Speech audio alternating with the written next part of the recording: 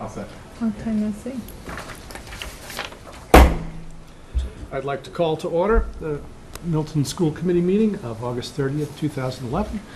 And as we do, I would ask you to join me in saluting the flag. I pledge Allegiance to the flag of the United States of America and to the republic for which it stands, one nation, under God, indivisible, with liberty and justice for all.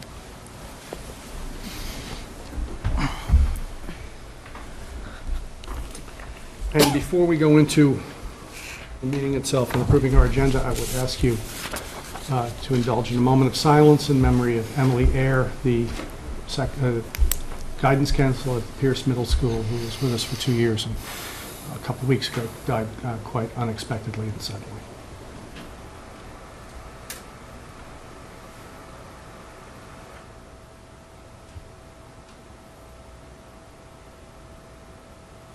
Thank you very much.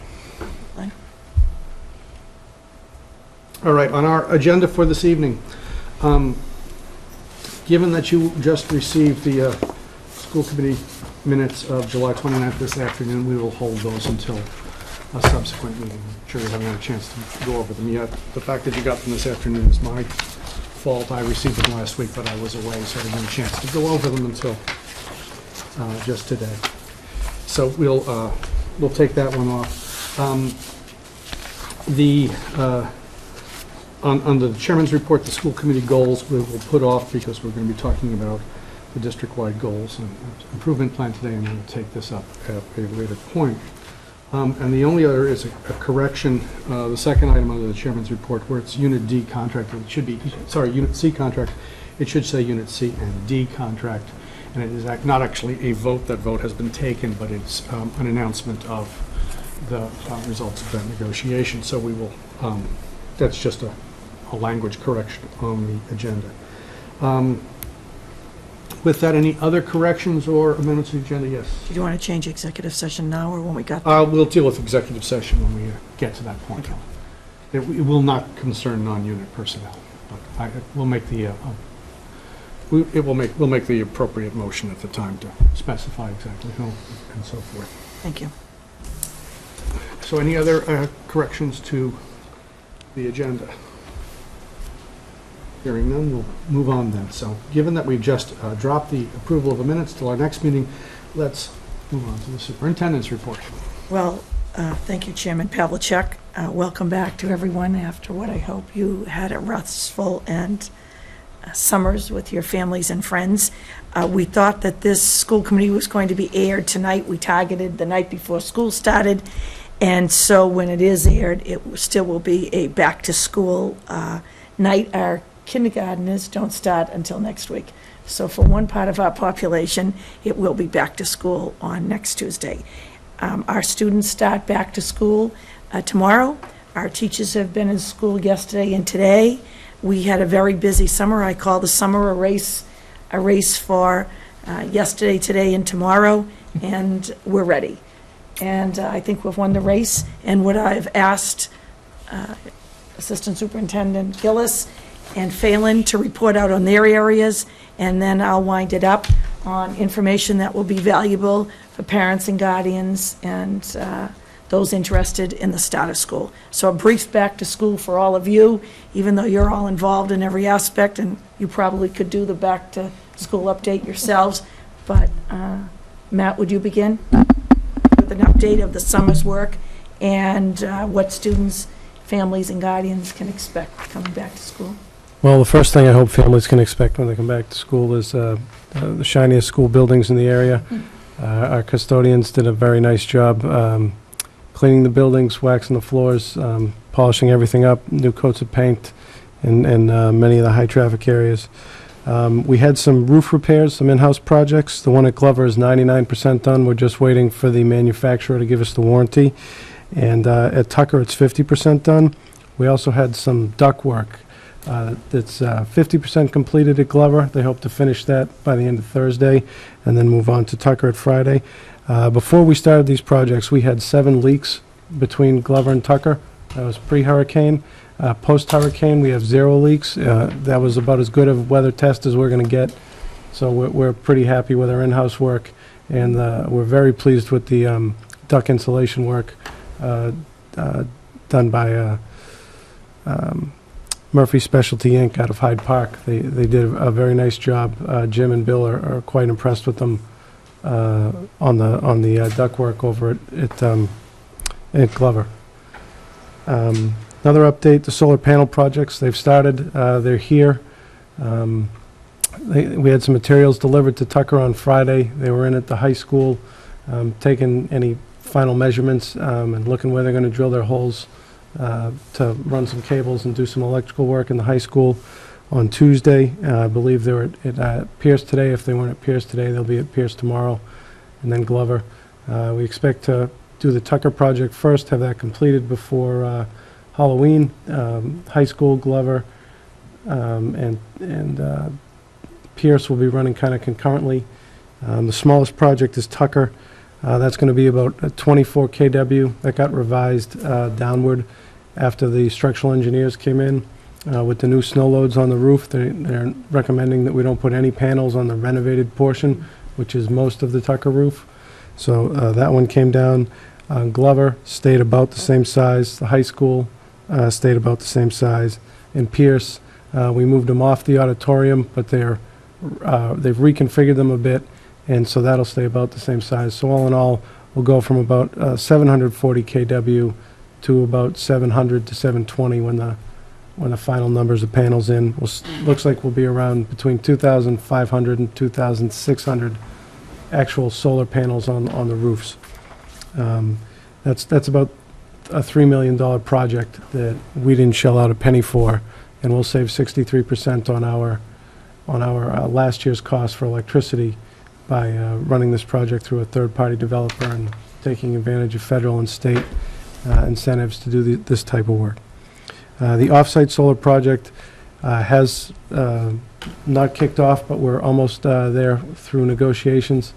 There was some turnover there at Borrego, and our legal counsel really stuck to their guns early on, and now things are finally moving. We expect that project to pick up the balance of whatever the town is allowed to pick up between the town's windmill project and the rooftop projects, where we've already submitted those applications for our kilowatt hours to NSTAR. That's about it. I guess if there's any detailed questions, I'll do my best to answer them. Dennis? Matt, you said 700 kW down to what?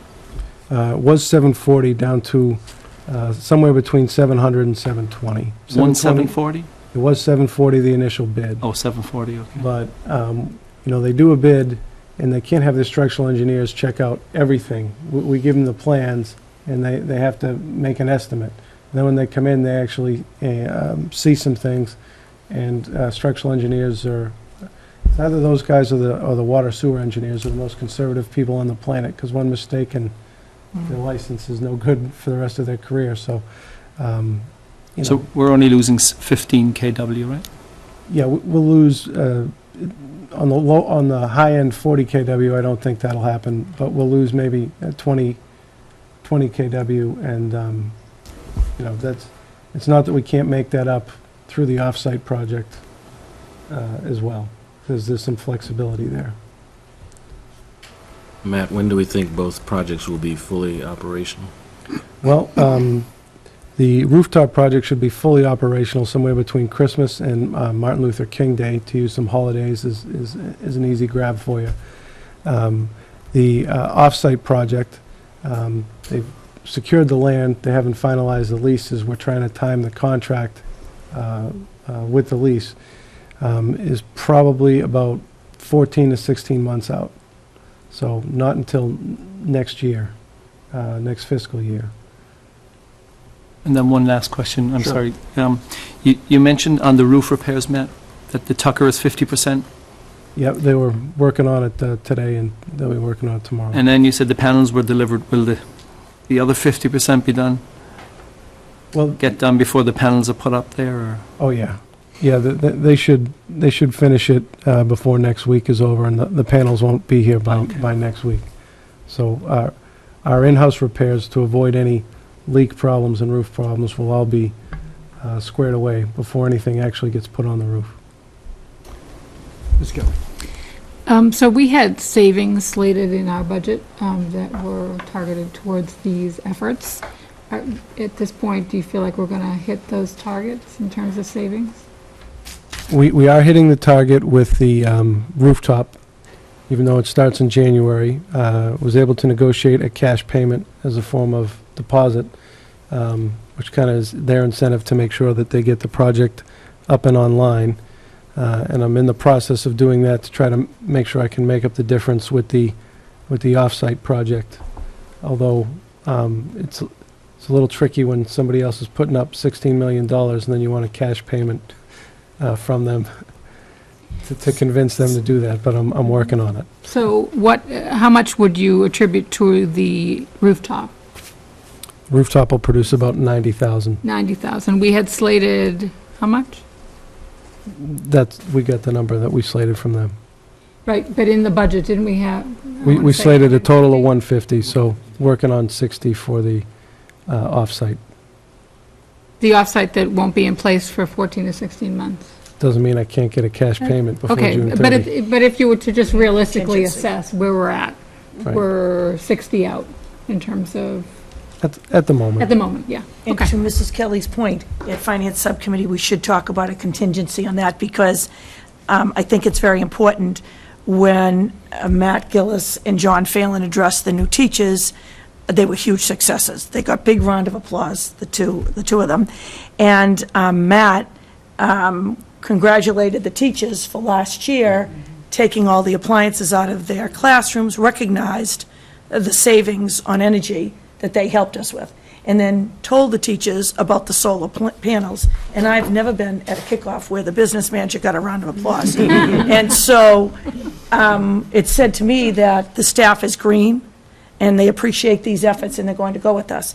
But to Mrs. Kelly's point, John Phelan and I are very conscious of, as is Matt, being the business person, making those savings and reminding the community that we've often had to lay off 10, 20, we've seen years with 40 employees. Half of our savings this year, the money that we had to cut, was in non-personnel in those one-time cuts.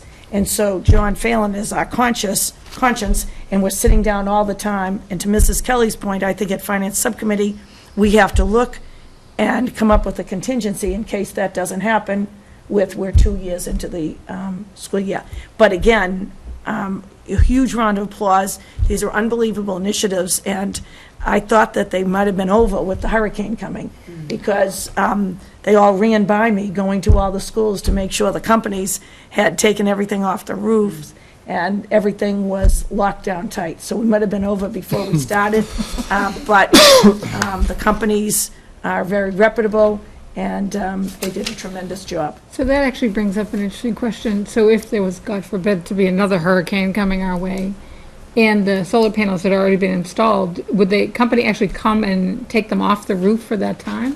Or they stay there and hopefully they... They didn't, well, Matt should answer that, but they didn't come off at the Collycott Cunningham, the ones that have been there since they begin. And they did fine. They're designed to be secure through hurricane force winds. Great. And it's a performance contract, so if the panels aren't there producing, then we don't have to pay them for it, and they need to recoup their money and pay back their investors or the bank. So, yes, in all likelihood, they'll put them back. Great, thank you. Sharon? Matt, would you also share with us the work that's been done on changing the lights out at Pearson, the high school? Yes, actually, thank you. We did change the lighting, a lot of the lighting, not all of it. In the high school and the middle school auditoriums, we went from traditional light bulb to an LED light bulb, where the big change there was in those high ceilings. The old light bulbs had a life of about 3,000 hours. The new ones have a life of about 50,000 hours.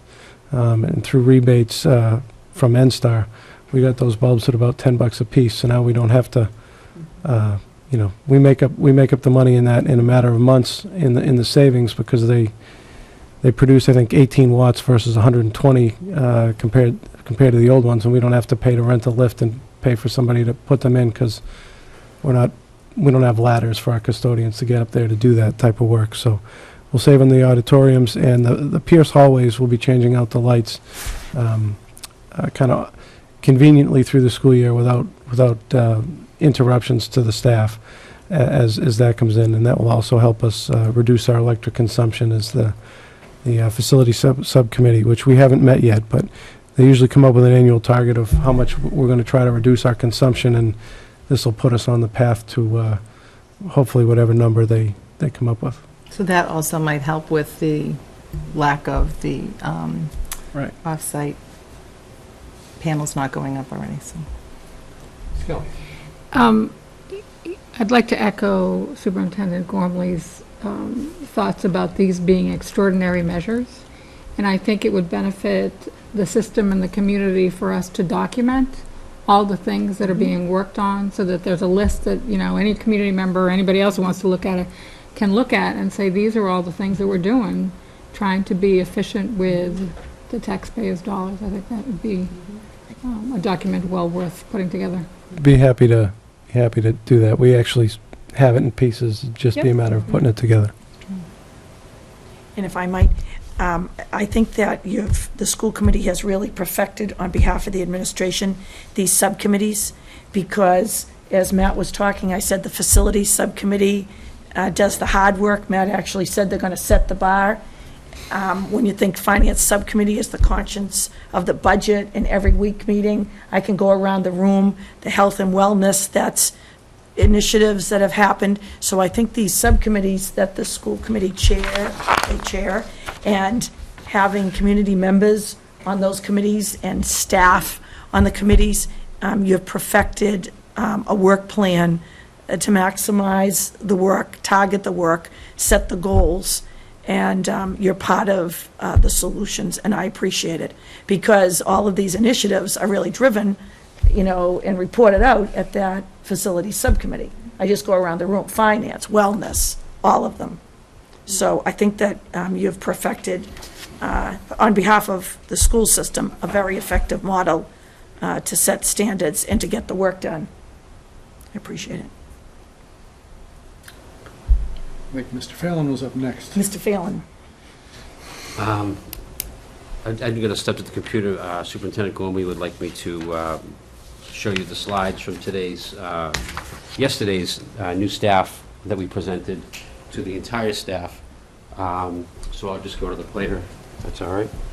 And as I always say, keeping in mind that these positions were resignations, retirements, individuals who asked for leaves or have left us. So before Mr. Phelan starts, over the years, we've worked on the introduction and the integration of new staff. Mr. Phelan will explain to you, but he's definitely perfected with the audience of, we have yesterday, John will tell you, the kickoff, all the custodians, all the support people. You were represented by, also got a round of applause. I'm sorry I didn't mention, he may have gotten 3 rounds of applause and a few laughs, Glenn Pavlicek, on your behalf. No notes, he did really well. And so to integrate these new staff and to introduce them, John Phelan has perfected that technique. Thank you, Superintendent Gormley. We always like to, when we introduce the new staff to the existing staff that we welcome back on Monday each year before Labor Day, we always start with recognizing the retirees that we have.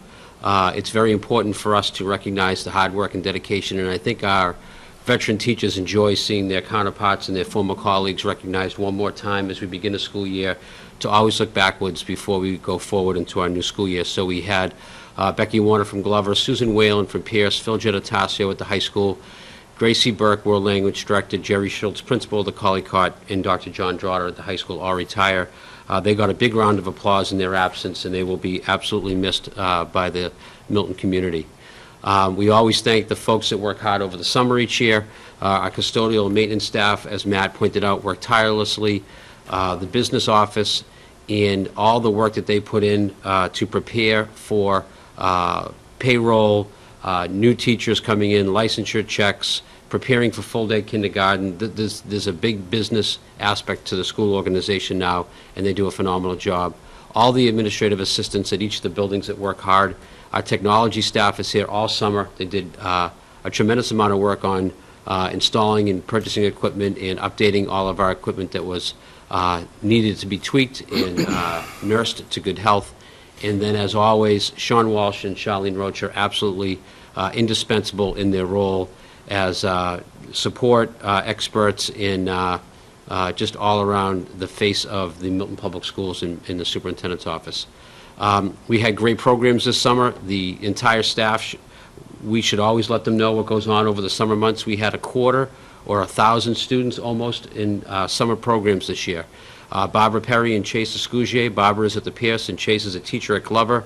Co-directed the Milton Summer Enrichment that had almost 600 students. Dr. Karen Spalding and Dave Crizzoli.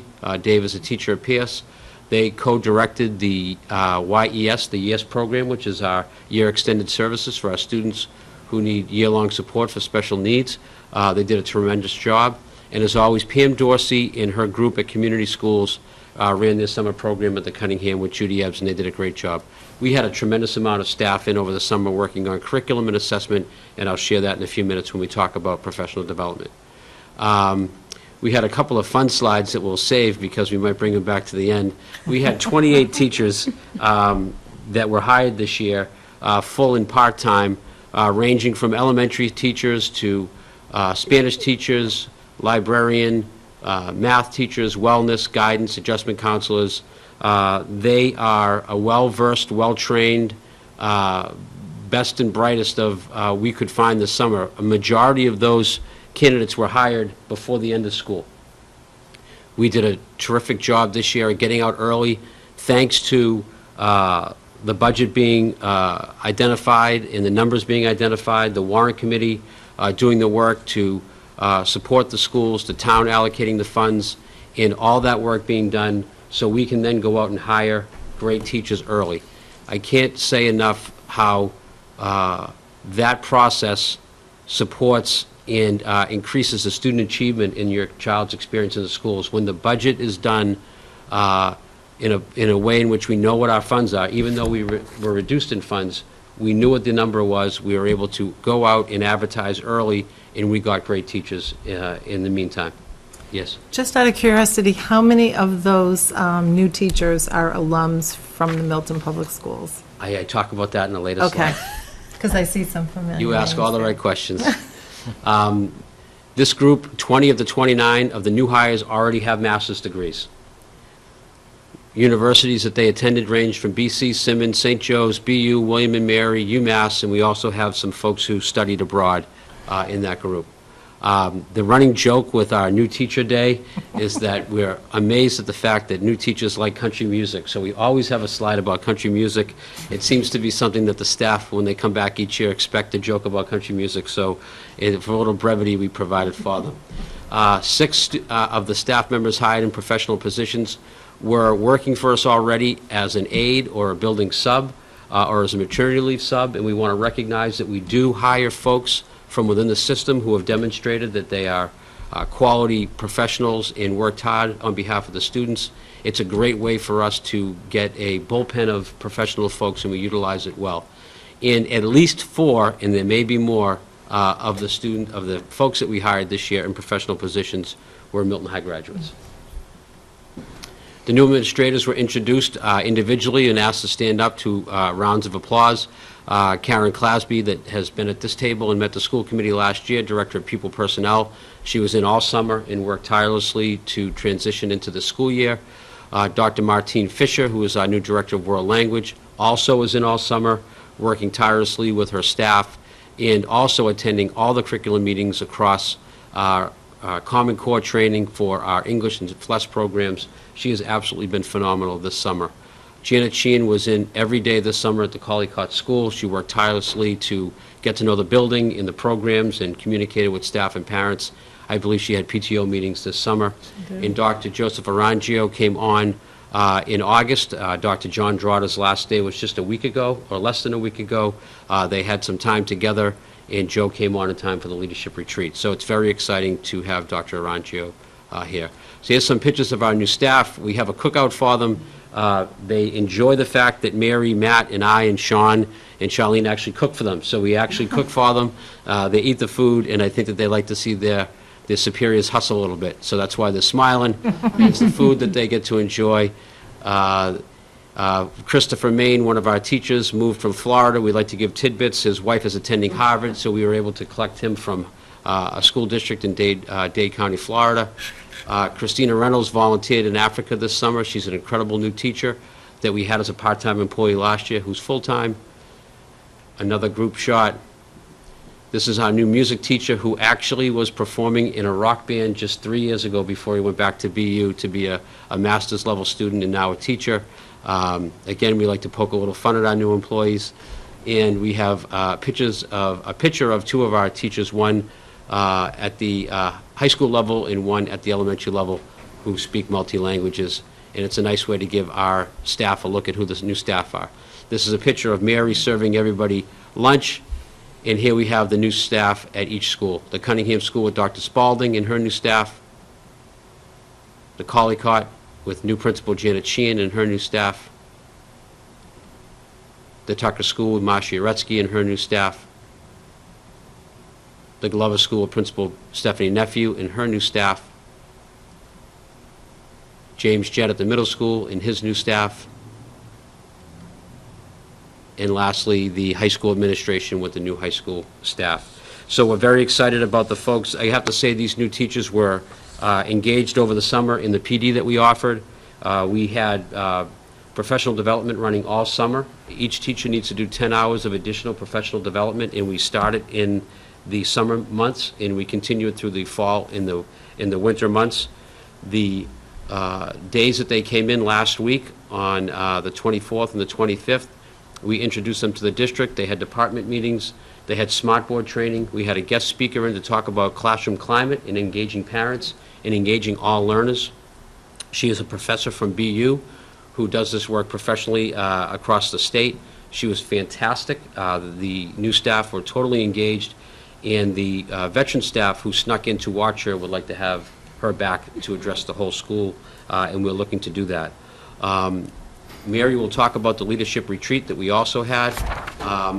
As a district, we got together on Monday of this past week to introduce all the new staff. There were department head meetings in the afternoon. Today, at the elementary level, we had a Common Core district-wide event for every single elementary teacher.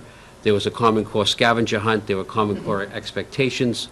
There was curriculum that was presented to the staff to show the link between our mass frameworks and the Common Core that has been done by their peers over the summer months, and the work that we have done over the summer, we want to make sure that all of our staff are well aware of, because they'll be responsible to implement those lessons and those expectations.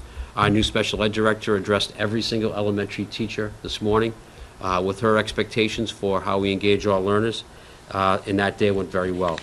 Every staff person was made abreast of the school scores and the district scores today. So at the middle school and high school, they also were given a PowerPoint as to how the district did on their AYP standing, which is not public information yet. It can only be shared within the school, in the school system.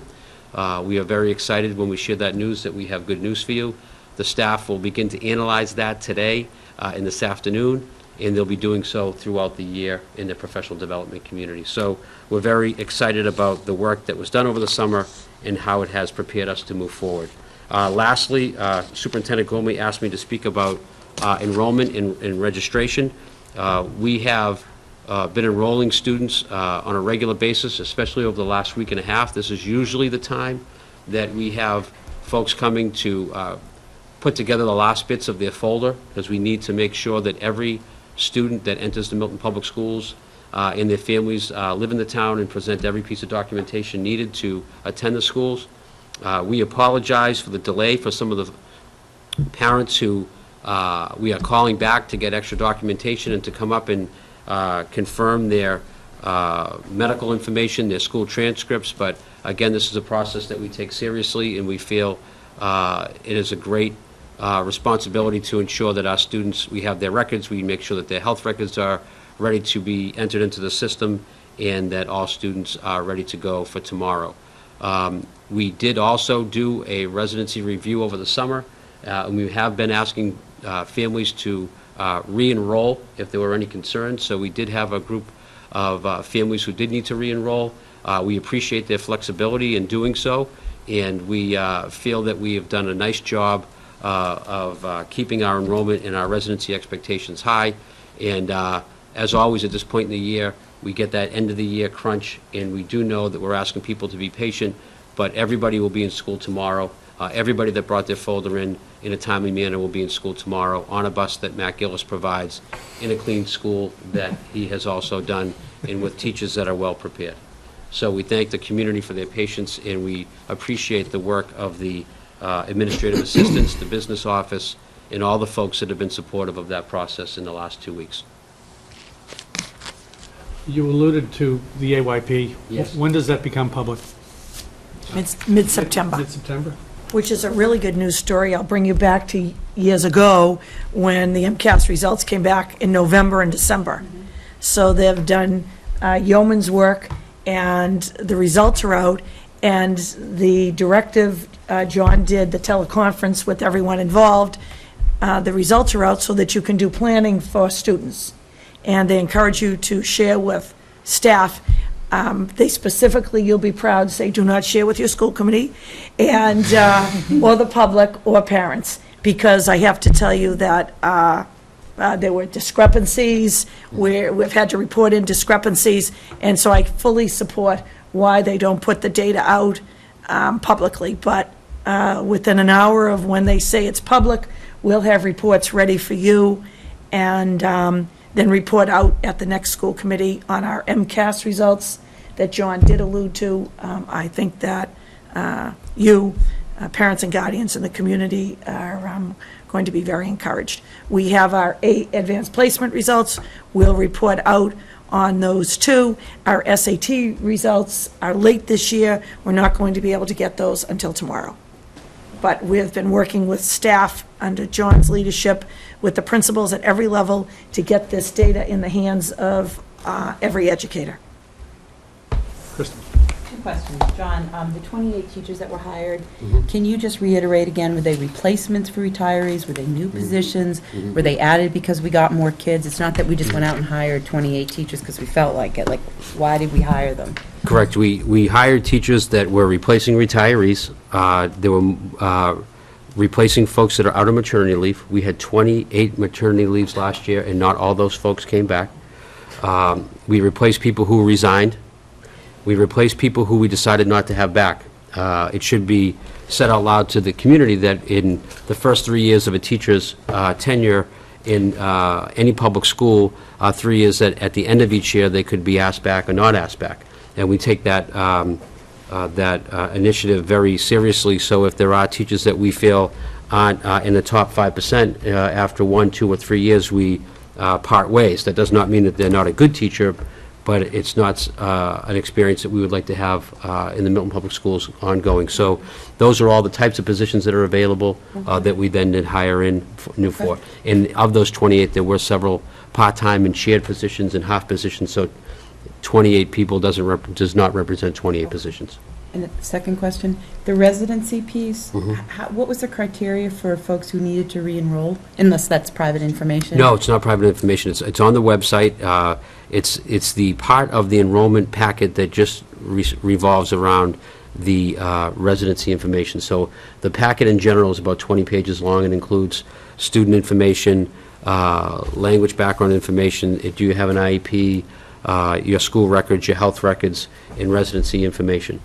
We just take the residency section of that, that's about 2 or 3 pages long, and we ask folks, a lot of folks who we asked to re-enroll were folks that were living on Street X and now live on Street Y in the town, and they had not let people know, and we may have sent them a piece of mail that came back, and so we have asked them to re-enroll. Okay, all right, thank you. And we're thankful that they all did, and we had a high number of folks that were able to just come in and say, oh yeah, that's right, I switched my home to a new address, and this is where I live. Okay, great, thank you. Mary? I just wanted to revisit, because my mind is very foggy. We had a 5th grade Cunningham or Collycott position that we ended up adding in, or we did not? If we could just get an update on that. Sure, we added a position late in the spring at this table to the Cunningham School, the Cunningham Collycott, the bubble that we called it for a while because we had a high enrollment. That position is now housed over in the Collycott, and it's in place, and it has reduced the class size significantly for the Collycott School. 0.7 wasn't a 0.7. Yes. Any other questions? I was going to say, John alluded to this mentoring. I know that when the administrators and Assistant Superintendent Phelan do the interviewing, this is a competitive market. And many times candidates are going to other communities, they weigh salary, they weigh facilities, they weigh reputation of the community, they weigh how they feel during the interview. They do their research when they come in. And it's interesting that this is an informed group of new teachers. John reported, and all the principals, that they all ask if we have a formal mentoring program. And every district's supposed to report to the state, but the quality of the mentoring programs differs. The mentoring program that we have here in Milton, under John's leadership, who has empowered teachers at every level to take leadership roles, is outstanding. And it was gratifying to me that teachers are asking, and we get positive response. So John, to John's point about one day the new teachers come in above and beyond their contractual days with their mentors. And John Phelan has planned this day in response to what new teachers say they need. And so they wanted the classroom management, how to set up that climate the first day of school. So as I sit back and listen to John, the system works. You listen to new teachers, you listen to the people who are mentors, what do the teachers need to succeed? I would tell you that we say to the new teachers that these mentors are really somebody that you can confide in. They're not reporting to your principal or your department head or John Phelan or me. And it speaks to Milton teachers. The stipend is small. I often allude they're not buying second homes, but it's competitive. People apply to be mentors in the Milton Public Schools, and it's sort of a jumping board for several people who have then gone into administration. They get their feet wet, they see what it's like to step out of their classroom and to make a difference in another teacher's classroom. Our mentoring program has been hugely successful, and it's under John's leadership, and it has the benefits to new teachers, the benefits to veteran staff who have really might not want to be that assistant principal, but it's rejuvenated their careers. So that has worked out fabulously. Full-day kindergarten. We had a Oh, question. excuse me. Linda Lee, did you want to just It turn actually around? wasn't a question. I just wanted to say a huge thanks to Superintendent Gormley and Assistant Superintendents John Phelan and Maculus, because I know how much work, and we around this table know how much work and time and energy goes into making this smooth opening. And to start your year fully staffed and have these buildings up and running when there have been thousands of kids in these buildings every day throughout the summer is a huge accomplishment. And all you have to do is walk through these corridors and know you can feel the excitement of everyone that's here already. The feedback I've gotten from parents and teachers alike has been really outstanding. So I just want to say congratulations. Thank you. And Mr. Walker. Mary, the value of a mentoring program in a professional environment has been proven time and time again. Can you talk a little bit, you or John, about how the mentors themselves are prepared before they start that important role? We have, the initial team went out and had training, and we have a mentor leadership team. And I think the formula that works is that the mentors leadership team are all teachers. It's not an administrative function. It's not done by principals or by the administration, Mary or myself or Matt. So it's teachers leading teachers. And so they had training, the leadership team, and they prepare the mentors for receiving mentees. So we have had speakers in, we have had training for them. As Mary has said, it is competitive, so after teachers got the sense that it was a good experience and a positive experience, they actually have applied, and it has become quite competitive.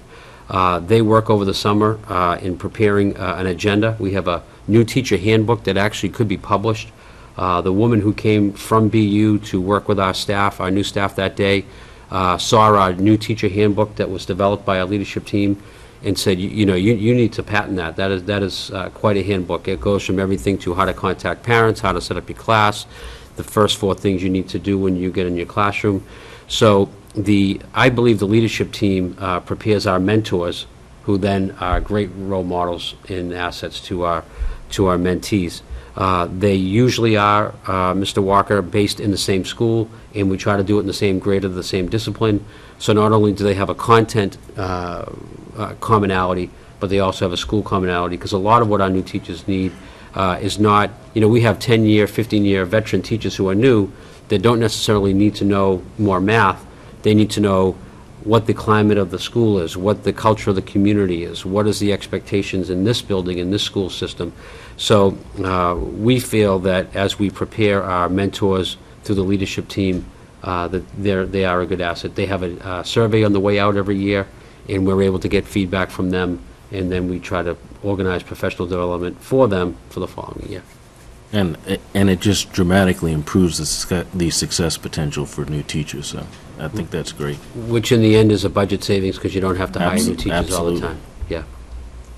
And to Mr. Walker's point, John Phelan meets once a quarter with all of the new teachers, either at each elementary, middle, and high school, because their needs are specific, and the after-school meetings, or he brings them together. And all of the mentors meet together once a quarter. So the mentor leaderships bring the mentors together. What are your issues? What's arising in your school? Did this cause aggravation to people? How was the transition into this? So that's how you might say, why smart board training, or why classroom management? This has really come from the mentors and the new teachers. They speak up about the needs. So again, when John started to tell you about this, I thought about how it really started years ago. There was an individual from Florida who was nationally known, and Harvard had this speaker. And I remember saying to 4 individuals, Karen Slaughton, Anna McReynolds, Kristen Evans, who we lost to a neighboring community as a principal, and another individual, I said, we'll go over, and if it's successful, we'll stay for the 4 days, and if it's not, we'll leave by lunch. And so, because it was a huge summer commitment on their part for no money. And we went, and I would say they kept going. They communicated with this national expert in mentoring. So to your point, they got that mentoring fever. They got the passion for it, and they really started the program. And I would have to say that Karen Slaughton, who was head of art, her heart was either in mentoring or art. So you have to have it as a passion. Absolutely. And some people do it naturally, and some get better at it. I would like to add, and I want to thank Matt Gillis and John Phelan, and everybody who is involved in Milton Public Schools can tell this is a team, and we divide the work, and they have expertise. And I hope Mrs. Sheridan can say the same thing tomorrow night after the first day of school and the buses roll. I said to Mr. Walker, we have this down pat. We'll each be at a school. We're not going to race from school to school. We'll monitor when the buses come in, when the last bus leaves each school. We ask parents and guardians to report issues around buses to their school, to PM Dorsey, who does a phenomenal job. We're going to work hard to make sure that all the issues are addressed. To Mr. Gillis's point, the text materials and supplies have been purchased. The furniture is there. We do have some furniture still arriving by the end of the week, but everyone has a desk. And we did have one incident to speak to over the summer that wasn't positive. During July, there was an issue with the Glover Playground. And the Glover Playground was, the back playground, not the primary playground on the side of the school, was set on fire. And it was a terrible incident, and the Milton Police are still working to identify who set that fire. And I would encourage anybody watching this program tonight that they can anonymously call the police station or my office and speak to me. That's still an active investigation. I saw it that morning, the neighbors and the police, the smell through the night, and we were very fortunate that that fire didn't jump to the pond and the homes there or to the school. And so Bill Ritchie, our new Consolidated Facilities Director, we had to work with the insurance company. The closure on that is the company's going to replace 40 to 50% of it, and we're going to have to come up with the $5,000 deductible. We have 2 students who went to the Glover School. One of them is at Milton High School, who wants to work with the PTO on a walkathon to raise that $5,000. And I know that the Glover parents and community and neighbors are very concerned about that incident, as we are. And again, it's still an active investigation. The damaged part of that playground has been taken down for parents and guardians to know. Steph in the community, Stephanie Nephew, Principal Nephew, has communicated with the families. And by October to November, probably November realistically, that playground will be completely, the renovation will happen.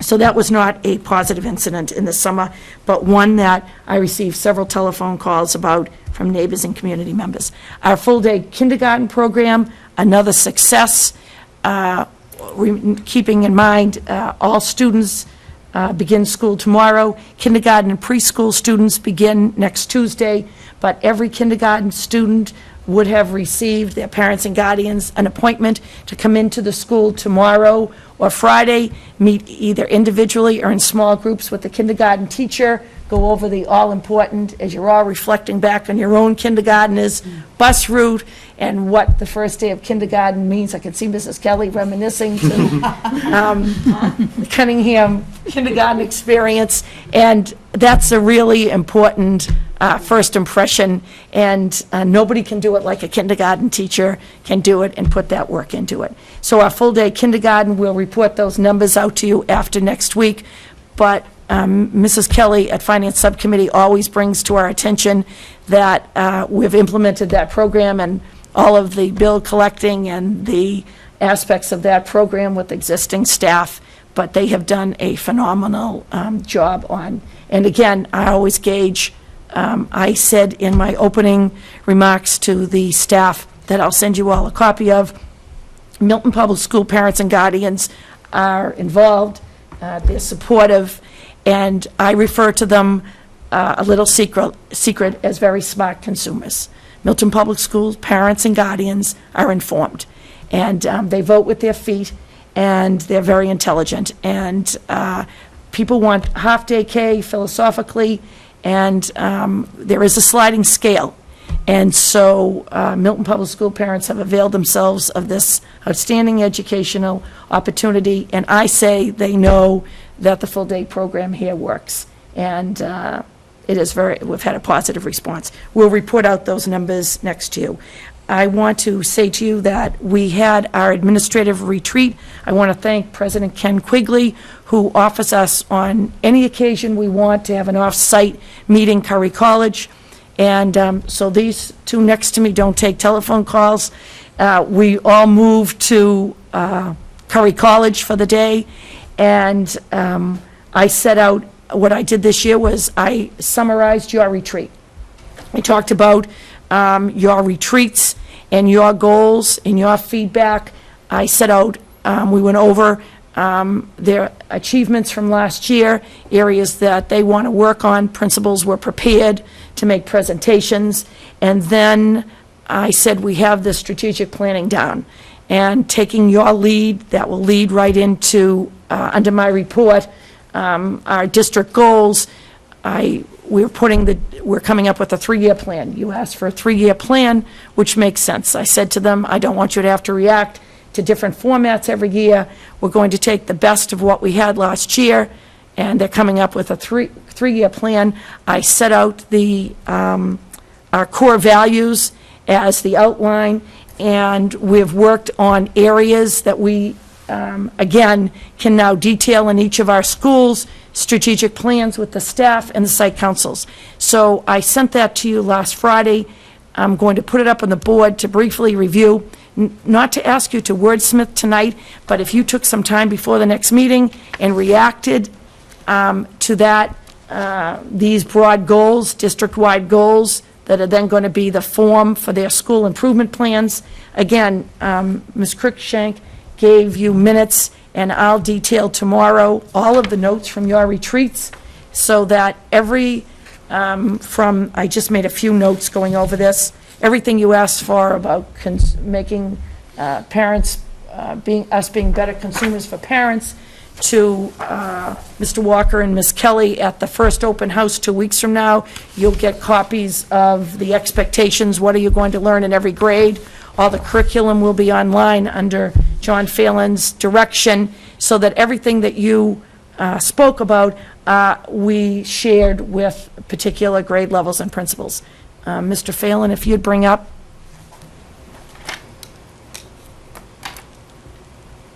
Again, using the core values, the district-wide core values, high academic achievement for all students, excellence in the classroom, collaborative relationships and communication, respect for human differences, risk-taking and innovation for education. I'm proud to say that those core values have been in existence for your last 3 superintendents. They have sustained the system, and they've remained a hallmark by when I've evaluated myself or evaluated administrators, I go back to this outline. So it was your idea to use these broad goals. We then detailed goals under these major categories that would be broad enough to be implemented at each grade level. Again, the detail will be specific, who's responsible for monitoring that detail, when the program or initiative will be completed, what kind of money they need to complete the initiative. But I think that looking at this out over a 3-year plan under these broad objectives was positively received by the principals and the administrators. We had 22 people at the retreat. And then what we spent the afternoon doing was detailing our MCAS data. I had each principal share I did the district-wide data with John Phelan, and then they did their school-specific data, what issues coming initially to them, what are their highlights, what were their accomplishment, what are their issues for the coming year, and to share as a leadership team what initiatives you implemented last year that worked. And my example is the athletic director is there. So this is a team, and everybody has to own this data, and everybody has to be responsible for the data, and the high school principal has to know what's happening with the 3rd grade results. And as I said in my opening remarks, I had everyone give the 1st grade teachers a round of applause. I feel that the 1st grade teachers set a tone for the rest of a child's career. I said to the staff that the 3rd grade teacher who stays after school 1 day a week is impacting that child's high school grades. I believe that. I can't numerically prove it, but I know, I compared, I talked about other districts where, what the end game is in other districts, and I said here, you're achieving. You know how to do this work. You've proven yourself. You're competing at the state and national level on these tests. I said, but your end game for Milton Public School students is 24. And you give 24 hours a day, every single day, to Milton Public School students, and we have high bars and high standards. So again, you're going to see that this data that we're going to be sharing with you in the next weeks and months proves that our students are achieving at a very high level, and we can do better. And we have areas, and my closing remark was that we face our issues. We put them out there. We work collaboratively to brainstorm. And again, when every single Milton Public School teacher gives 100%, again, every student will achieve. So I'm going to ask you to wordsmith that, react to it, ask questions, and in the smaller groups and at the next school committee meeting, I'm going to have, I think the plan was my self-evaluation, give it to you to react to. I think that's like a 3-meeting process, and start to work on this. And then for Mr. Walker, as each school site council comes, they're going to be bringing the detail behind this district-wide plan. I asked them to have that done. Mr. Phelan was a little bit more aggressive than I was. I gave them till the end of September, working with their site councils and their staffs to have their plans in place. Excellent. Any questions or comments? So when do you want our feedback on this? If I could in the next 2 weeks, that would be great. And I would encourage parents and guardians to use our website and your local schools or central office.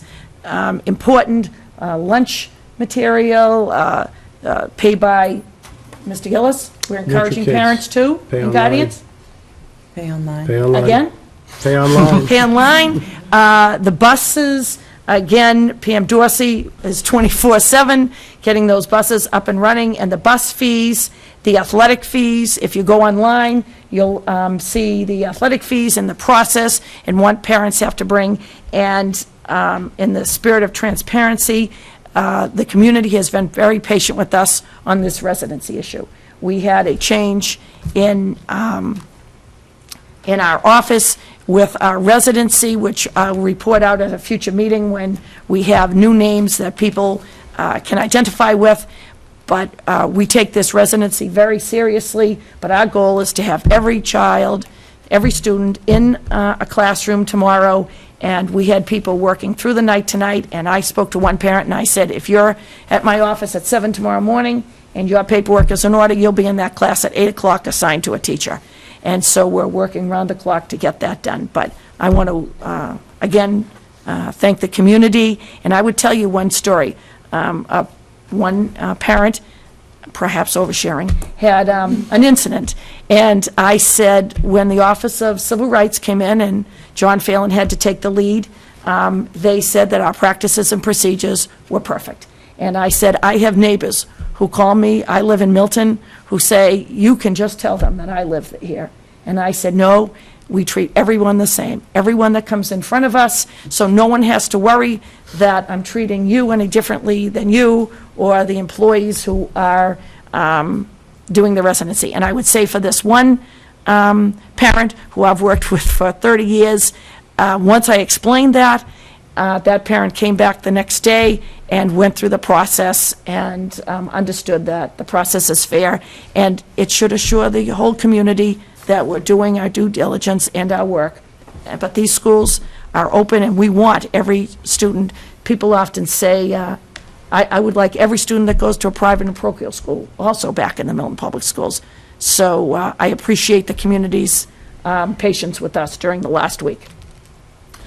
Sheridan? Actually, you know what, I'm not going to, I'll talk to Ms. Gormley.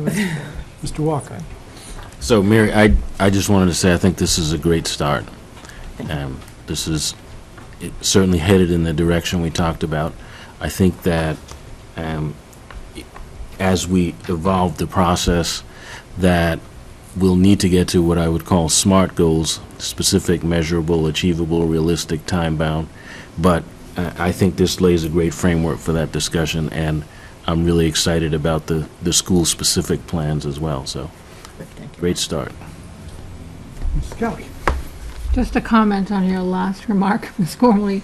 I think if we had all the private and, that we would need new schools. So I don't know how much of that we want to wish.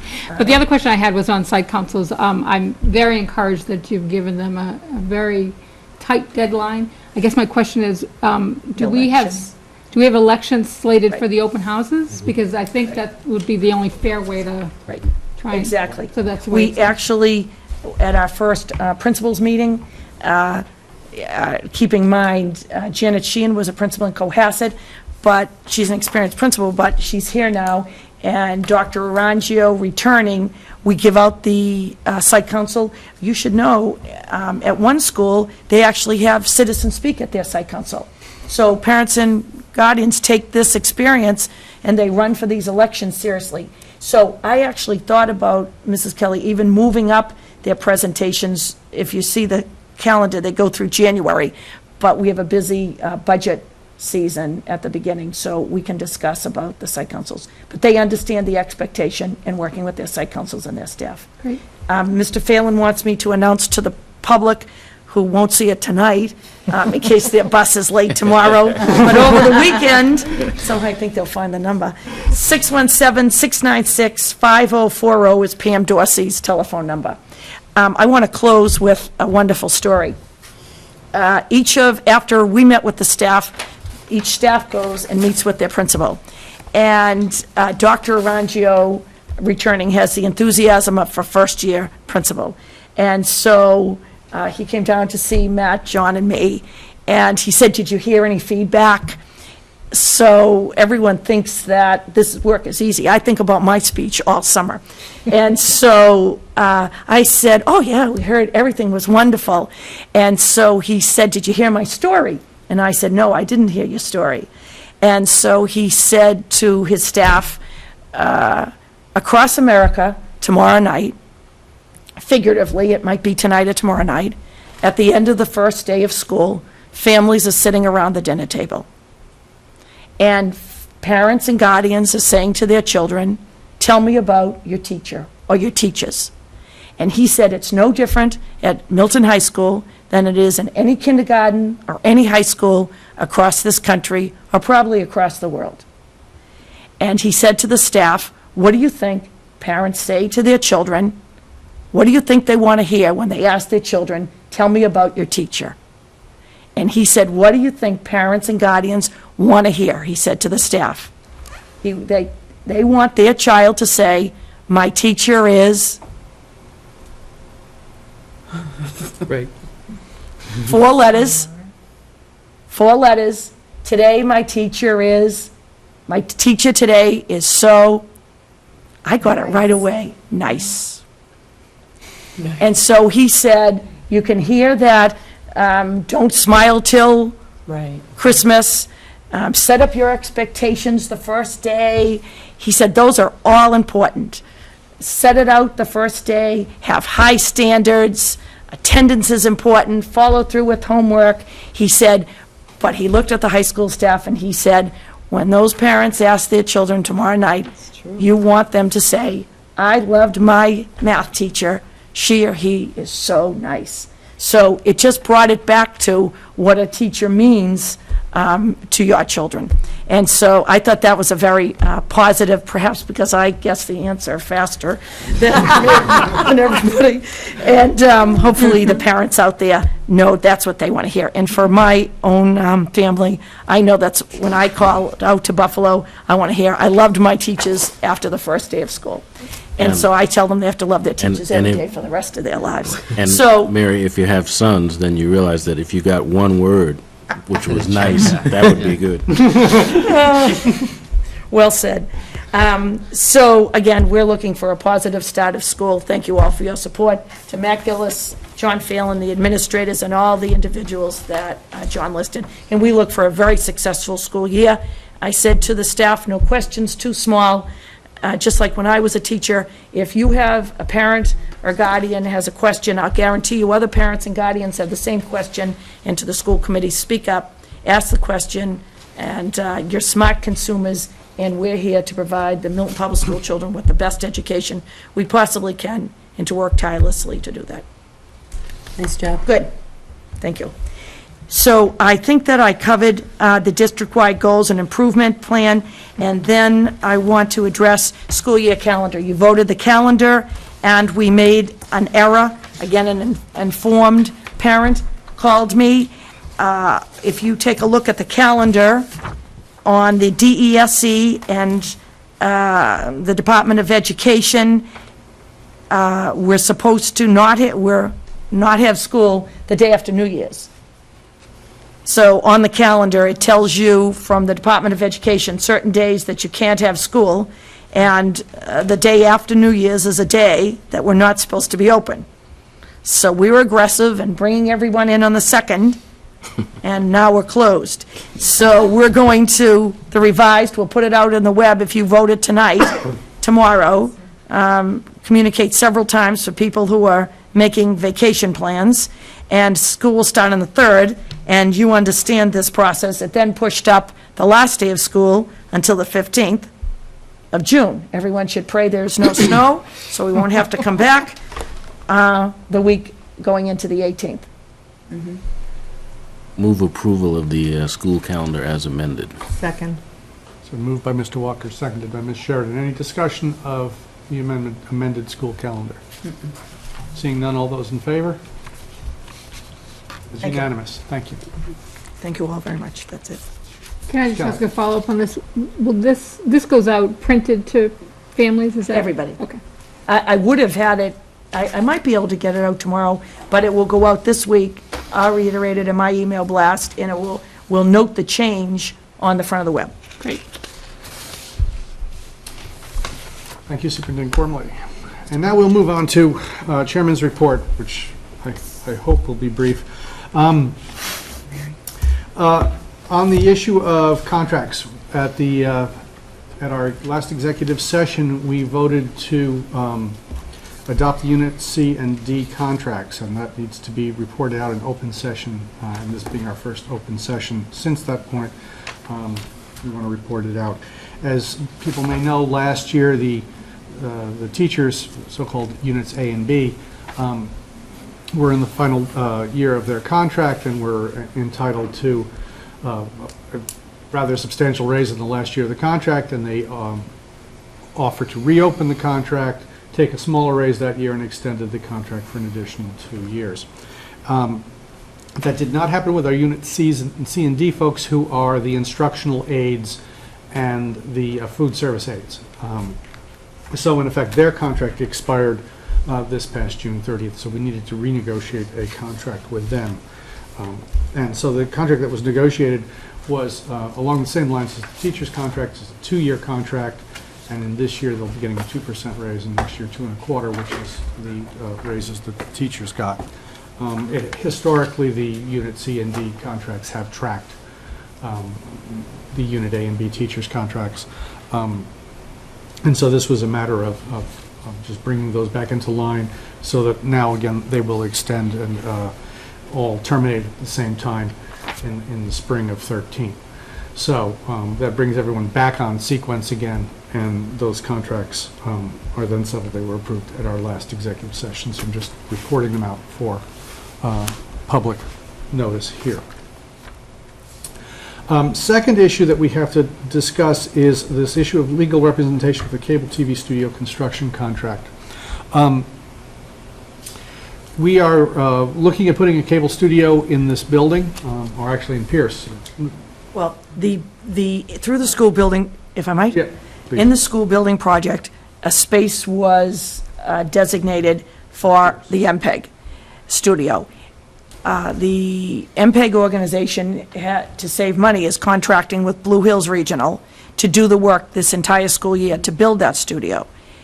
Working with Kevin Murn and the MPEG leadership for this year, for them to have a studio, and it's really visionary, we identified a space at Milton High where MPEG, and I'll bring the MPEG leadership in here, they're going to use MPEG money to create a studio here so that, again, the individuals, Mr. Lynch here tonight, he'll work collaboratively with one of our teachers to actually begin to work with our students through one of our courses and an after-school program on video production. Great. Very, very exciting for Milton High School students. So they're going to spend their money and create a studio here that they want your school committee meetings to actually move to that studio.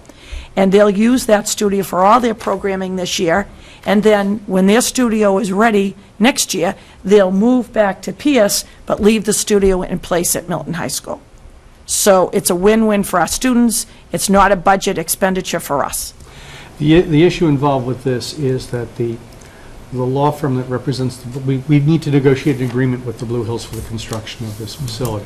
They're going to construct it. They have a standard agreement that they use for constructing facilities. They build houses for people. They do a variety of different projects on an annual basis. But their contract is one that's generally written for the Blue Hills Regional Folk School and a private individual. It's not generally Blue Hills and the town. So as a result, the contract needs some negotiation, some tweaking, some adjusting to show that it's really between the town of Milton and Blue Hills. The issue arose that the law firm that is representing Blue Hills with respect to the negotiation of this contract is a law firm that we do business with, that represents us on some special ed cases and so forth. It's Murphy, Lemire, and Murphy. Our confusion initially was that this is not Murphy, Hesse, Toomey, and Lehane, who is the law firm that represents us on these negotiations. There are everyone locally who's the attorney apparently is named Murphy. But there is an issue in that the law firm that will be representing, that would be representing Blue Hills, also does represent us under other circumstances. And in order to avoid any appearance or actual conflict of interest on this, what they are asking is that if this is okay with the two constituencies involved, namely us and the Blue Hills Regional School Committee, that the school committees would take a vote saying that they either do or don't perceive there to be a conflict of interest with this situation. So this morning at the Finance Subcommittee, which was posted also as a school committee because we actually had a quorum of members there, we voted to say that we thought it would be a conflict of interest. However, at the time we were confused about who was representing whom. It's not that they are representing both sides of this negotiation.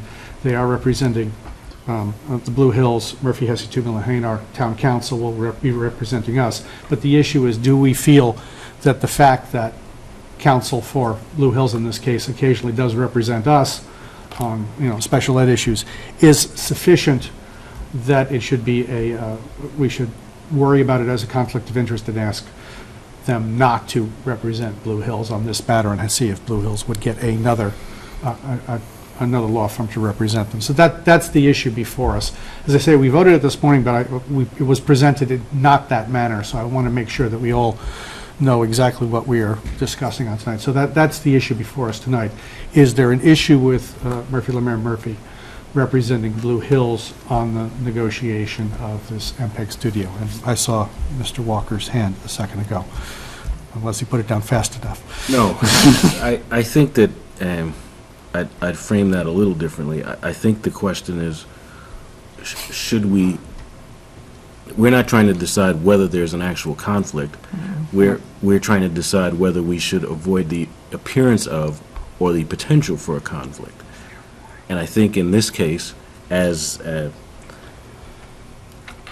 Ms. Tobin from Murphy, Lemire, and Murphy has suggested, if we think that it is prudent to avoid the appearance of a conflict, then they could simply ask the Blue Hills to seek counsel elsewhere.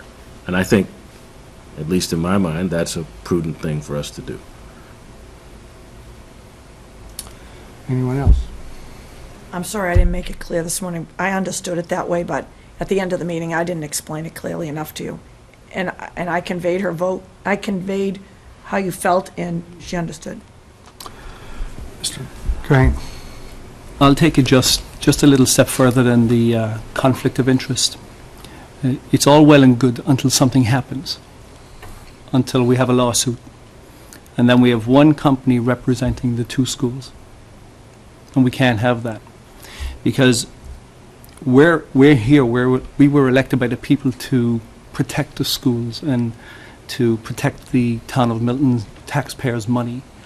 And I think our goal here is to make sure we do that. So I think it's imperative that we do actually make Blue Hills get a separate law firm to represent them. Because it's fine until something happens. Now, if it was my money, I would take the chance. I would. But it's not our money. It's the taxpayers' money. And we are taxpayers. And that's who we have to protect. The opinion we got was from which law firm? Was it from Mr. Flynn's Murphy. law firm? Yes. or- Yes. So it came from Mr. Flynn's law firm, Yes. not Murphy the one that is Right. representing both. Okay. So I won't entertain a motion. I'll make a motion that we go with the recommendation and request that Blue Hills seek a different representation. Is there a second? Second, Second by Mr. Walker. with a point of order. Yep. We took the vote this morning,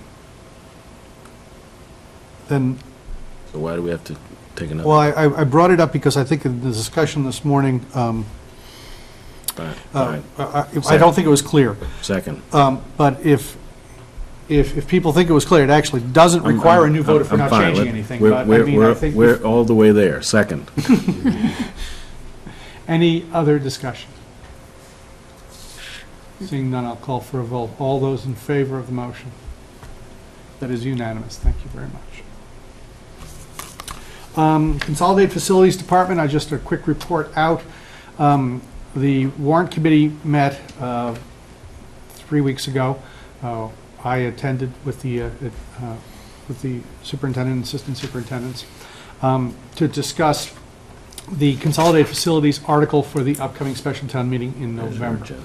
The Consolidated Facilities Department has a line item in there, a single line item for salary, that was basically an amount of money set aside without quite a clear indication of what it was to be used for, because at the time, the Consolidated Facilities Department neither had a director nor a lot of plan, but we had an agreement with the town on what would happen, and, pending the appointment of a director, a budget needed to be No. created.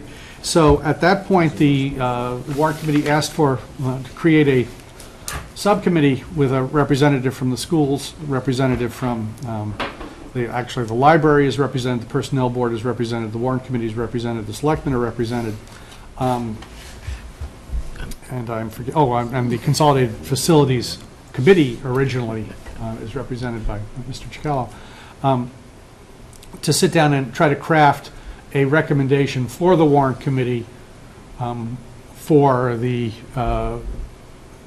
November town meeting. Being that I was the only member of the school committee there, I ended up on the committee. We have met a couple of times. We're meeting again tomorrow night. We were charged with coming up with a recommendation by the 31st of August, which of course is tomorrow night. So our final meeting is in fact just before the warrant committee meeting tomorrow night, to keep working on this. And we have asked Mr. Ritchie to come up with a proposal for how he wants to phase in the staffing of this department. As you know, certain staff currently exist and will stay in the schools and DPW, but report to Mr. Ritchie for an interim period while this department is taking shape. But there are other staff that need to be hired, an administrative assistant. They contemplate an assistant director at some point. They do contemplate some other staffing that they will need, some trained staff, in various different disciplines for maintenance and so forth. And they've asked Mr. Ritchie to come up with an initial plan as to how he would staff that. And of course, then we have to come up with how the money would be spent and where it would come from. Because almost certainly it will require additional money than was set aside last spring if there's going to be additional staffing. And so our issue, as we discussed it this morning, is that we want to make sure that the jobs that Mr. Ritchie formerly did as our facilities director don't fall by the wayside in the transition to a consolidated facilities department, where he will have even more responsibilities in his new position. So we have to make sure that what happened, what ran appropriately in this past year continues to run in this transition. So it'd be a question. I've already forwarded an email to the rest of the committee about that, as to whether, for instance, the assistant director position, which roughly is the equivalent of what Bill's position used to be with us, only with respect to the entire town, might be a priority hire as opposed to some other hires, or whether we would be hiring a temporary person in this department still as part of the transition, or what. So there's going to be a discussion about that tomorrow night. It's on the agenda for this committee. So that is where it sits at the moment. The tomorrow night's meeting with the warrant committee is posted as a school committee meeting. If any school committee members wish to attend, it's at 7:30 in the basement conference room in Town Hall, in the Carol Blue conference room. And so that's that's how it's proceeding at this point. That's, it's formative discussions. Mr. Ritchie has had basically one presentation of what he would like to hire initially, and now this is possibly causing some reconsideration of what his plans might be. So we will see tomorrow night what he comes up with. Mr. Walker. If you can, could you say a little more about what the proposed scope would be for an assistant director at Consolidated Facilities? I have to go back to the memorandum of agreement we signed with the town, but I think the assistant director was more along the lines of the day-to-day operational work, supervising actual projects and so forth, being up on the roofs with the solar panels, being on site with contractors, looking over assigning the workers that we have on staff to various different tasks and managing that, as opposed to, looking at what are the long-term needs of the town, with respect to its buildings and so forth. Sort of a more dirty hands version of the director. I think that was the initial description. It was a short description. It was in, the memorandum of agreement we had. It was as part of the appendix, a description of the various different jobs. It would be, our initial take on it, based on the job description, it would be probably a member of the town's managerial union, given its responsibilities. It would not be an excluded position, an individual contract position, say like the director of Consolidated Facilities, because of the nature of it. That's the ruling we got from the personnel board initially, anyway. And I think we would have to reconcile that scope with whatever the supervisory hierarchies are we decide on here and in DPW, since you would think that day-to-day supervision would occur at this level. But I guess Yeah, to there is be discussed. certainly, there is an issue of at building level versus at town level and so Exactly. forth. Yes. I mean, these are all, that is primarily part of the reason why in the MOA there was this sort of 2-year period of merging staff into this department to try to hash out primarily those kinds of issues. Right. I mean, everybody involved, with the exception of the director, is a member of one bargaining unit or another. So there are issues involved across several bargaining units, whether it's the workers at DPW or the custodians maintainers here, or the managerial unit, or the clerical unit, or we have a variety of different issues that we're going to have to Yes. work out. It's a brand new hierarchy. Yes. So that is where we are at the moment. Yes, Sharon. I just want to say one more thing. So it's my understanding from Mr. Ritchie that he has moved his office out of the schools, and he's now located at Town Hall. So if the public is interested in knowing that piece of information, I believe he's on the second floor. The old engineering department. Right.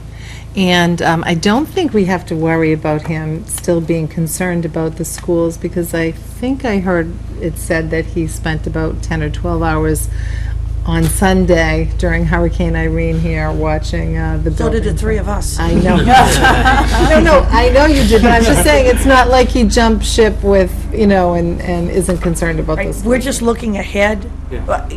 Again, I have the same expectation, but when we sat back, we said, let's be realistic, taking on the whole town. Right. And just looking out for our best interests and our day-to-day issues. He's been working full-time for us. He's been working full-time and more for us. Right. I mean, he's not someone who punches a clock, and it is a full-time job keeping these buildings running. Right.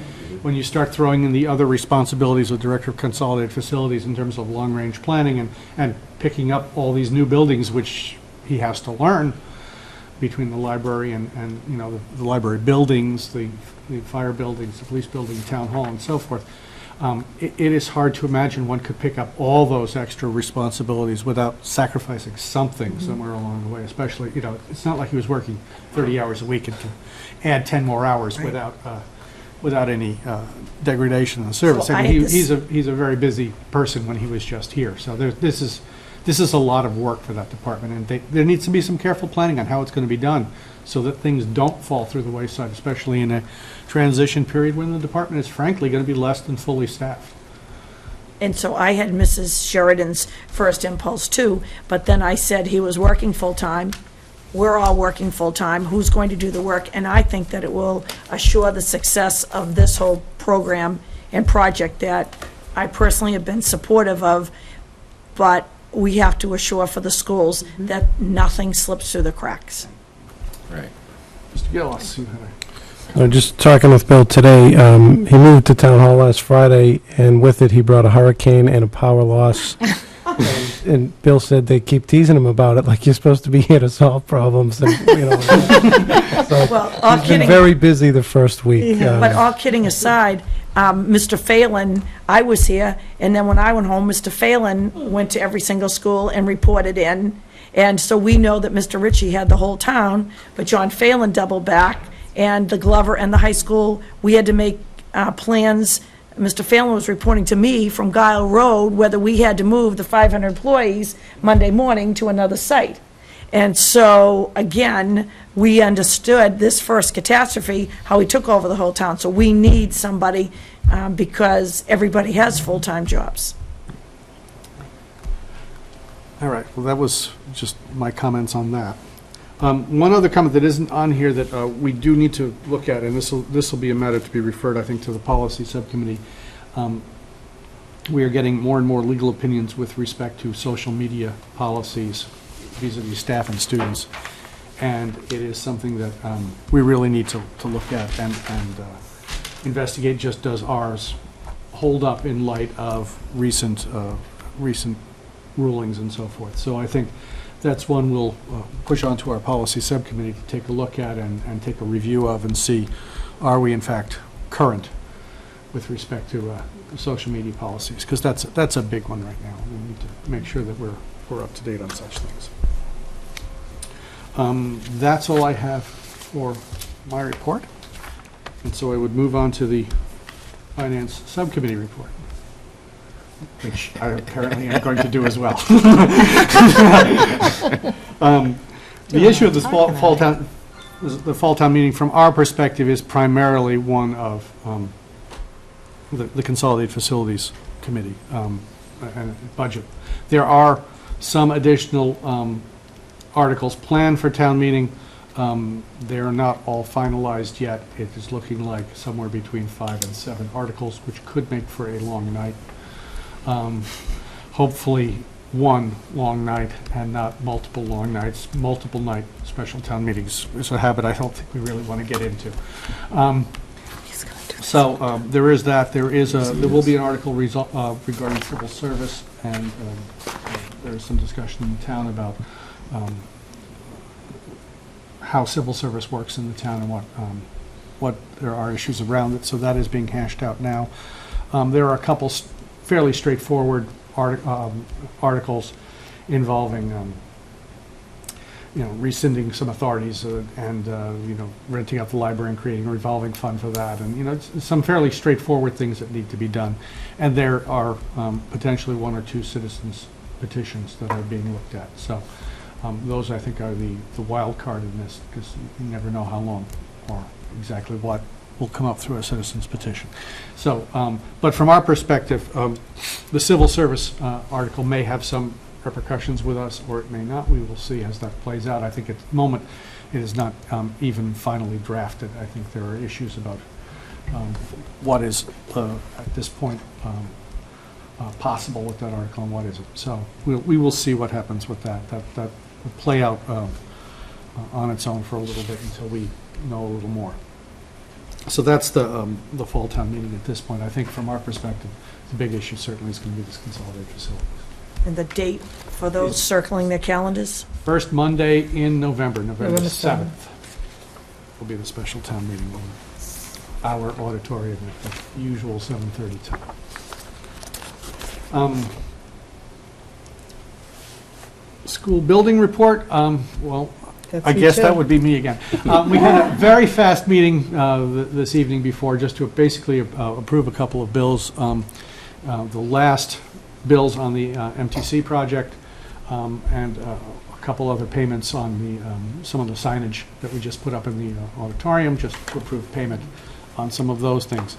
We are, Tony Chiquella, who chairs the committee, and I met with Lisa Dickinson, the town's bond consultant, along with the town administrator, the town accountant, and some others, to go over the closeout of the project. At this point, we all agree on how much has been spent, which is a good thing. And so we all agree how much is left to be spent. And basically, at this moment, there's about $70,000, $70,000 to $80,000 that is unspoken for in the school building project that we have authority to spend, which will, at this point, look like it will go towards ductwork and roof repair, roof projects on the schools just to finish it off. The other two issues we have are the Mass Tech Collaborative rebate that we'll be getting for the solar panels on Cunningham Collicott, which should be slightly in excess of $400,000. And the owner-controlled insurance program fund that we created, which at the moment has about $615,000 in it.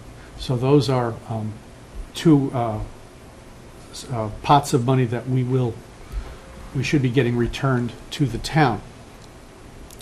In our discussions at the meeting as to what can be done with those monies, Lisa Dickinson, again from Unibank, who's our bond consultant, got out some precedents of prior towns.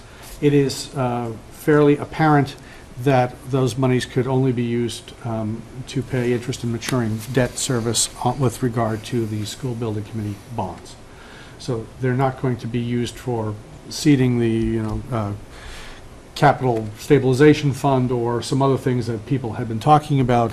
The ruling seems to be or more roofs or anything. The ruling seems to be very clear that money needs to be spent when it is returned to pay down to pay interest in maturing debt at an annual town meeting. There is some question about whether it needs to float to free cash first or can be spent immediately. So there's a question of how long you have to wait after you get it before you can spend it, whether it's the next town meeting or the one after that. But those are sort of details. The other issue, though, is it is interesting with potentially $1 million. The question was raised, can you use it to spread over a couple of years to sort of ease out the debt schedule over a couple of years? And the answer from the Department of Revenue is no, you have to spend it all at once immediately. Because they've already ruled that with some other towns that, so even if you get a huge windfall one year and you use it to drive the tax rate down for 1 year, knowing full well that it's going to pop right back up the next year, you have to do that. That's their ruling. So we'll see about this. I think that won't be so much of an issue with us because I think while the MTC money we are likely to see this fall, I think the OSIP money may take a little more time to come out. And so likely that it'll probably spread over 2 fiscal years anyway, and would have the desired effect. But basically, it will go to reduce the tax rate on the interest payments for the school bonds. But it's looking more and more like the school building committee may actually go out of existence after 11 years or whatever, 13 years now. So it's getting there. It's down to the final items, I think, at this point. So Let me ask a question. So that's the OSIP money. That's been a huge issue. What about the green? MTC is the green money. Where's that money going? Same thing. Back to? Yes. Both of them are.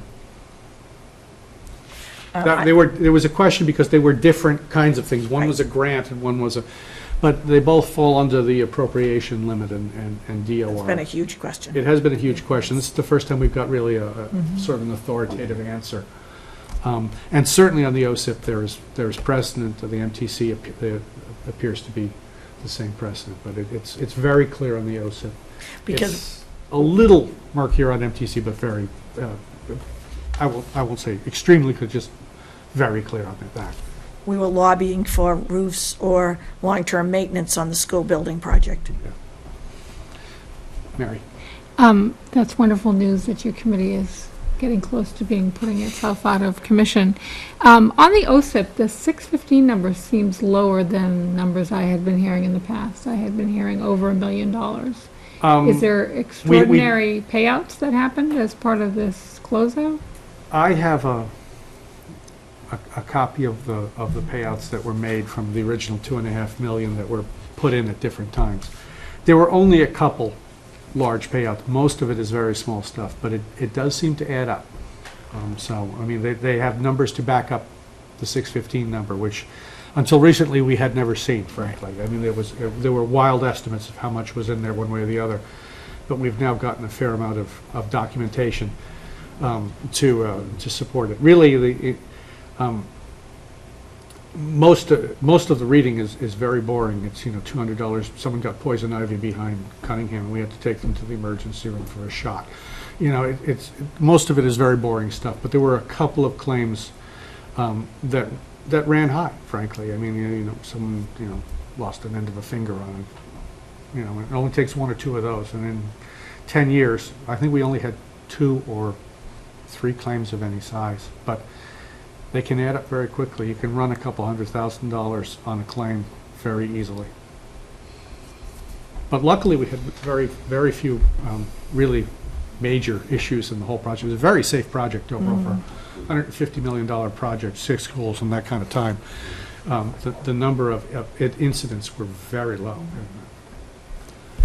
And then you said it will take some time to get it out. It's not accruing any interest for us. Well, that's an amazing to issue we me have to that talk there's- about as well, whether Okay. it is or not, Okay, right?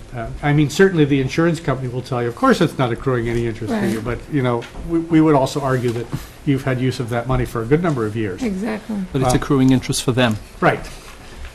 And certain, as with anything else, certain claims can be refiled at a later date, and so the question is, do you take all the money now and assume total ownership of any claim that gets refiled after this point? Do you take, 90% of the money and leave a certain amount there for another year? I mean, there's going to be some negotiations back and forth as to, how do we mask any liability and so forth with respect to this money. The last thing you want to do is take all the money, use it to reduce the debt service, and then find yourself with a $100,000 claim against you. Right. So, I mean, we do have to be a little careful with exactly how we do that.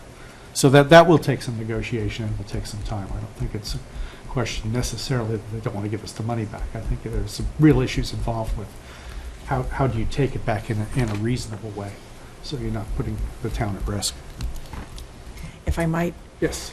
we talked about back to school, and it brought me back to every year. I remember when Dr. Jaffoon became the superintendent, and I said, well, we'll be moving 1,000 children this summer, and she said, no, we're not going to move 1,000 children. And I said, oh, we move 1,000 children every summer. And so John Phelan and I just said, I see new parents, and I realized that they weren't here through the school building project. And I tell people all the time, and I won't get tired of saying it, that it is an extraordinary story that $140 million and an $8 million donation from the Copeland Family Foundation. Every class is new or renovated to new. I dare people to identify a room that's new compared to a room that's renovated to new. The end game was that the entire system was renovated or new. And to that point, the end game was that everyone had a new classroom. And so I don't think we ever truly appreciated, John and I sit back, not a child was hurt, not a teacher was hurt. School was never closed. You'll see in the news, school building projects, air issues, closings, starting late. School was never closed for an hour. No double sessions, John Phelan will often say, and I think it's to the strength and the tenacity of the community, the parents, really the staff and the children. And it was an extraordinary experience. We're better for it. It made you understand the word resilient. I also want to bring the community back to the Copeland Family Foundation, which enabled us to put 200 more seats in the high school auditorium, build a Copeland Family field house that would have been a gymnasium, but it's a true field house. We wouldn't have had full-day kindergarten if it weren't for the Copeland and the Cunningham Foundation. Built full-day kindergartens to spec. Kindergartens are bigger than average elementary classrooms. Musical instruments. I can go on and on. Electronic music lab at the high school. language labs at the middle and high. Those are all part of the donation and more. But I want to say that when you said the school building project is coming to an end, the only thing that the Copelands asked in their contract was that the high school auditorium be named after the chairperson of the school building project, Charles C. Winchester. That the Milton High School library be named after the superintendent, Dr. Mary Grosser O'Neill, during the beginning of the school building project. That the Pierce Auditorium be named after Brian Joyce, the senator who was integral in getting the funding, and the weight room in the Milton High School be named after a favorite coach, football coach, PE and health teacher, John Reardon. And so it's taken a long time, but I know that it would have taken your breath away. The naming has taken place in that the beautiful signage is up. But to speak to DRA, our architects who are still with us on those fine points, they said 100 years from now, you can all reflect, who are those people? And a letter falls down and no one makes the effort to replace it. And so they have created and worked collaboratively with us beautiful plaques that will tell what Mr. Winchester's, Dr. O'Neill's, Senator Joyce, and Mr. Reardon's contributions were to the Milton Public Schools, the town of Milton, and the school building project. So the signage is up, the plaques are coming, and then we'll have small ceremonies that the school committee will host at each of those sites. And lastly, the Copelands, who the foundation, selfless as they are, and said that perhaps we'd put up a small sign down in the field house. And so Tony Cacello said for that donation, they can have the sign. And so, again, in the spirit of the Copeland Family Foundation, they have a very tasteful 2 or 3 line sentence piece about their involvement in the town of Milton and the Milton Public Schools and the school building project. And a sign, beautiful sign will go down there to commemorate. So those are for us who were involved in here, and for those new, I see new parents and new kindergarten parents, and I want to tell them about the school building project and how we are the most fortunate residents in the state. And our children, and I said to our staff, we're teaching and learning in well-ventilated, with natural light, beautiful state-of-the-art facilities. But then I say what goes on in the Little Red Schoolhouse is important as the outside of the Little Red Schoolhouse. But for a lot of years and for a lot of children across this country, across this state, to be in these kind of classrooms is really, we thank the residents and the taxpayers and the Copeland Family Foundation and everyone involved in that project every single day. I've never taken it for granted. They want me to stop, but I say you have to be appreciative of these facilities. And, Do we have, yes. and we thank you and your leadership team for making this the best place to live in the United States. That was exciting, wasn't Second it? best. Who says second, I know, first, we who think cares? it's first, but Right.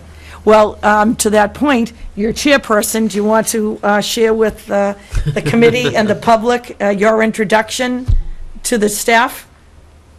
You worked on it with Mr. Walker, right? No. At the opening day, I had mentioned the fact that we had been named second best, and I commended for CNN and Money Magazine for only being off by 1. And saying that, when they got it right finally next year, we would send them a certificate saying they had made adequate yearly progress. So he got a lot of laughs and he got a round of applause. And on behalf of the schools are the school committee and the people who work there, it was wonderful and we got a lot of feedback from parents and residents appreciative of the schools and the part the schools played in the recognition of the town. So before we adjourn to our executive session, anything else for tonight? Just in case anyone feels that we didn't deliberately leave citizens speak off the agenda, but as it turns out, there was no one here anyway except us. So it will reappear, and it is not our intention to do away with citizens speak. Yes. have we stated on this videotape why this isn't live tonight? I don't think it has been live. So the cable was knocked out, correct? And that's why this was not shown live tonight. So for folks who are watching it on Saturday morning, our intention was for you to watch it live tonight, but that wasn't possible. And our next meeting is 2 weeks from tonight, the 14th, correct? The 15th, 13th will be 2 weeks from tonight. Is it Wednesday? No, it's Wednesday, it's the 14th. Sorry. Not in front of Forget the me. date. Sorry. Yeah. The 14th. 14th. So, if there's nothing else for the open session, I would entertain a motion to go into executive session for the purpose of contract negotiations, specifically with our AFSCME unit, not to return to open session, but to adjourn for the evening from executive session. Second. Movement is by Kristen Begley Jones, second by Leroy. And just requires a roll call vote. Ms. Kelly? Yes. Ms. Jones? Myself, yes. Mr. Cohen? Yes. Ms.